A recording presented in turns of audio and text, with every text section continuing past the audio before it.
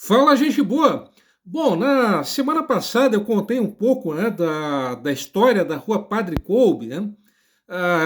Naquela ocasião vocês souberam um pouco de quem foi o famoso Conde Modesto Leal, que de Modesto só tinha o nome, né? Bom, ali próximo, né, naquela região ali do Bucarém, também tem uma rua não tanto, até relativamente pouco movimentada, mas igualmente importante e histórica, que é a Rua Afonso Pena.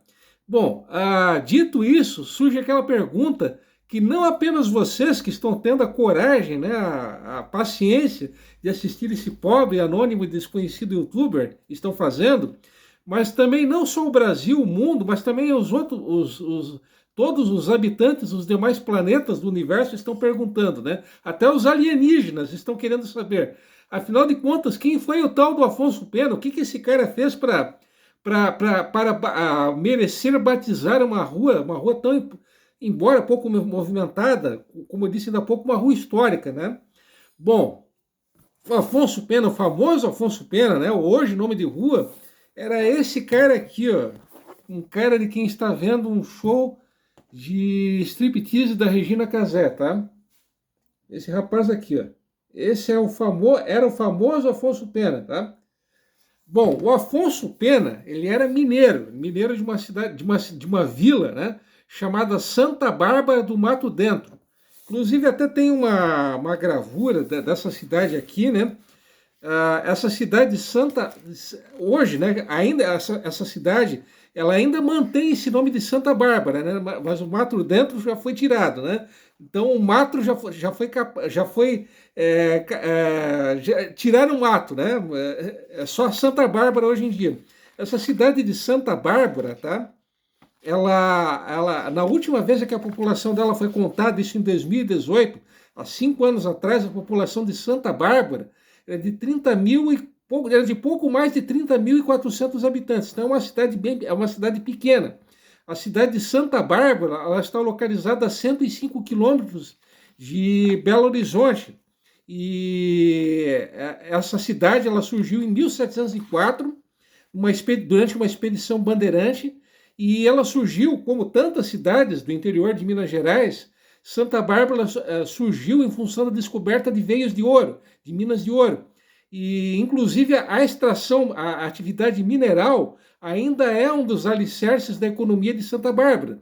Então, além da extração de ouro e também de ferro, também é um local muito, é uma região muito rica em depósitos de ferro. Santa Bárbara, ela é uma cidade muito procurada também por turistas. Então, principalmente é um polo mineiro, obviamente, do turismo rural.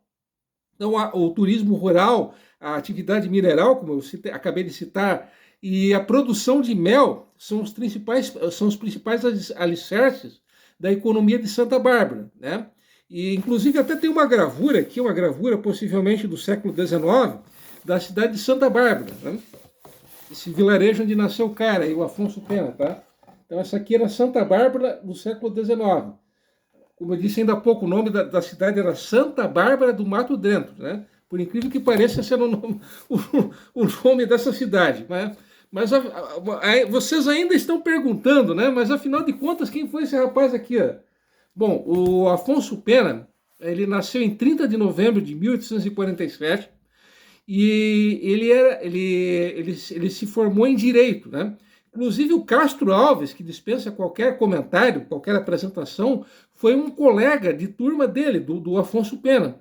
O Afonso Pena, entre 1864 e 1871, embora ele fosse mineiro, ele acabou estudando, fazendo o curso de Direito na cidade de São Paulo, na famosa, antiquíssima Faculdade de Direito do Largo São Francisco. Então ele se formou em Direito em São Paulo.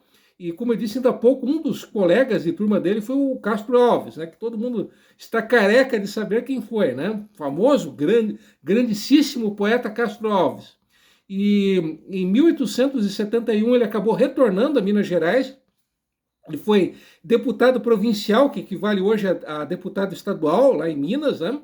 Ele foi governador de Minas Gerais entre 1892 e 1894.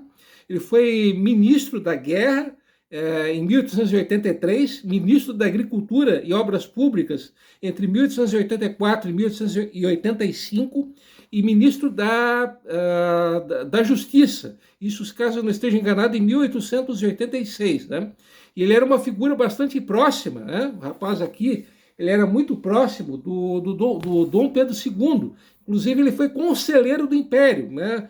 Havia um grupo, né, de notáveis, de pessoas muito próximas ao imperador, que formavam um conselho de Estado, e eles tinham uma certa influência nas decisões que o Dom Pedro II tomava. Então, ele era uma figura muitíssimo próxima ao Dom Pedro II, né? Ele era uma figura bastante respeitada, né? O Afonso Pena. E ele aceitou meio que a contragosto, né? A queda da monarquia, a, entre aspas, proclamação da República, né? E como eu disse ainda há pouco, depois da queda da monarquia, ele se tornou governador de Minas Gerais, né?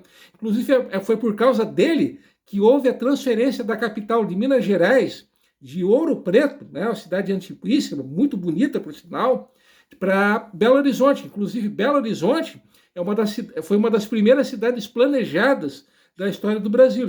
Ela foi construída exclusivamente com a função de ser a capital de Minas Gerais.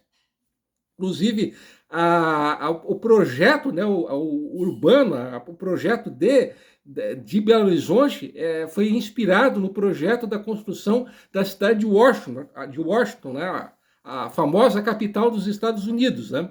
E Belo Horizonte, inclusive, é muito mais nova do que Joinville. Belo Horizonte foi oficialmente inaugurada em 11 de dezembro de 1897.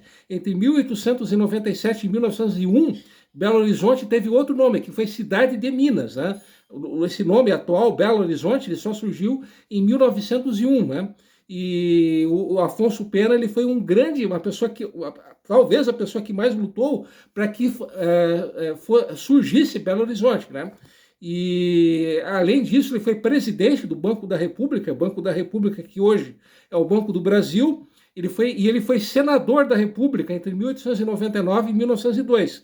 E, por fim, o Afonso Pena, ele foi presidente da República entre 15 de novembro de 1906 até 14 de junho de 1909. Infelizmente, nessa data que eu acabei de mencionar, 14 de junho de 1909, ele acabou vindo a falecer aos 61 anos de idade, vítima de pneumonia, né? Pneumonia lá no princípio do século XX, né?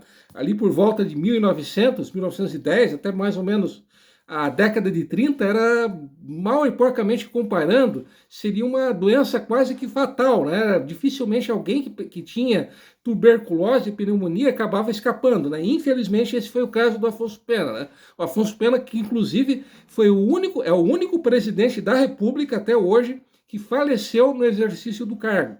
No lugar dele entrou o Nilo Peçanha, hoje nome de rua, Nilo Peçanha, né?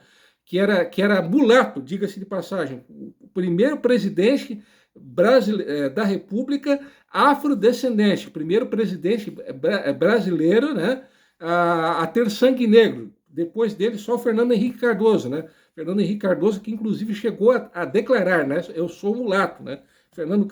Henrique Cardoso, que tem feições negroides bem acentuadas, diga-se de passagem, né? Mas o que o Afonso Pena fez de tão extraordinário? Bom, entre maio e agosto de 1906, ele percorreu o Brasil. Para vocês terem uma ideia, ele percorreu 21 mil quilômetros. Isso mesmo que vocês acabaram de ouvir. Esse cara aqui, ó, ele percorreu 21 mil quilômetros. Desses 21 mil quilômetros que ele percorreu, 16 mil quilômetros ou foram por mar ou foram por rio, por viagens fluviais, né? E imagine o que era você percorrer, o que eram os grotões, o interior do Brasil lá em 1906. E esse cara aqui teve a coragem de fazer isso, né? E, obviamente, ele foi muito esperto, porque fora do eixo Rio-São Paulo, obviamente de Minas Gerais, praticamente ninguém sabia quem era o Afonso Pena. O curioso é que o Afonso Pena, ele foi eleito, né, eleito, entre aspas, né? Na verdade, ele foi escolhido pela elite do de São Paulo e de Minas Gerais, né? Mas oficialmente ele foi eleito presidente da República em 1º de março de 1906. Ele recebeu 288 mil votos, o equivalente a 97,92% dos votos. O segundo colocado, que foi o Lauro Sodré, que era paraense, que foi um dos entre aspas, proclamadores da República, o Lauro Sodré, ele recebeu apenas 4 mil votos. 4.865 votos, né? Então, o segundo colocado ficou bem lá atrás dele, né? Do Afonso Pena, né? E o terceiro colocado foi o Rui Barbosa. Pasmem, na eleição presidencial de 1906, havia 102 candidatos. Sim, isso mesmo que vocês acabaram de ouvir. 102 candidatos à presidência da República. Inclusive, um desses candidatos foi a Princesa Isabel. Sim, isso mesmo que vocês acabaram de ouvir. A Princesa Isabel foi uma das candidatas na eleição de 1906. Ela recebeu 6 votos. Detalhe, ela não se lançou candidata à presidência da República. Escreveram o nome dela, né? Era no tempo das antigas urnas, né? E naquele tempo você não precisaria se lançar formalmente a sua candidatura. Ia quem queria, né? Vamos dizer assim, né? E 102 candidatos, né? Repetindo, foram 102 candidatos, né? Bom, como esse vídeo, né, já está assim, o Afonso Pena, ele teria dito, né, na visita que ele fez em Joinville, isso em 5 de agosto de 1906, ele disse aquela famosa frase: Joinville é o jardim do Brasil. Então daí a homenagem a ele, né? É uma lembrança a essa passagem que ele teve por Joinville, né? Bom, como esse vídeo já está bem longo e quase interminável, né? Vou ficando por aqui e no próximo vídeo mais informações curiosas e interessantes para vocês. Então, um abração e até lá, beleza?